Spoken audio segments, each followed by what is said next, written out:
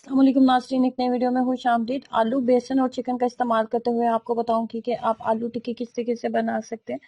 तो आलू की टिक्कियाँ बेसन के साथ आपने काफ़ी दफ़ा ट्राई की होंगी, लेकिन इसमें मैंने चिकन ऐड किया है, तो उसके साथ आप इसको ट्राई कीजिए कि आपको ये बहुत पसंद आएगी। तो कैसे बनाएंगे इसको, आइए जानते हैं। इसको बनाने के लिए सबसे पहले मैंने आधा किलो के करीब फुल बॉयल आलू लिए हैं, हाथ की मदद से अच्छे से मसल लेंगे।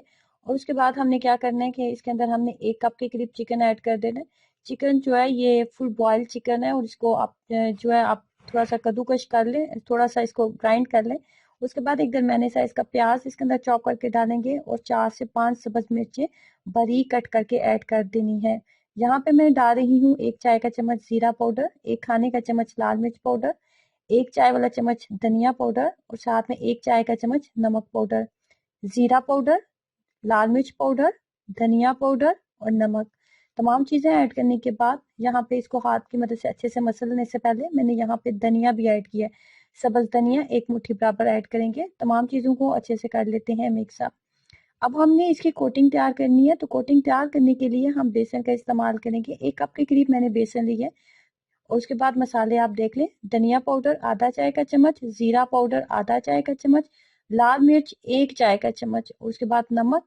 और ये जो आपको न चीज नजर आ रही है ना, ये मीठा सोडा है। मीठा सोडा 2 चुटकी बराबर बस डालना है। 2 चुटकी बराबर मीठा सोडा डालेंगे और हाथ की मदद से इसको अच्छे से मिक्सअप कर लेते हैं, थोड़ा थोड़ा पानी डालते हुए।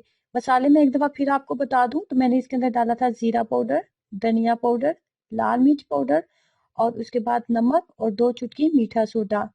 तमाम चीज़ों को मिक्सचर जो है वो ये मैंने बेसन का रेडी कर लिया। ना ही बहुत पतला और ना ही बहुत ज़्यादा थिक होना चाहिए, बस इतनी कोटिंग हमने थिक रेडी करनी है कि इसके ऊपर कोटिंग करना ईजी हो जाए। तमाम टिक्कियों को इसके अंदर मिक्सअप करते जाएंगे,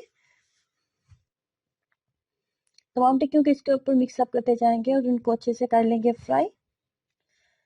और इतनी देर तक फ्राई करेंगे कि इसके ऊपर एक अच्छा सा गोल्डन सा कलर आ जाए।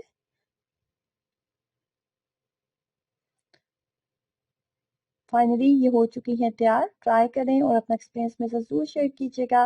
वीडियो को लाइक करना, शेयर करना और सब्सक्राइब करना मत भूलें। अल्लाह हाफिज़।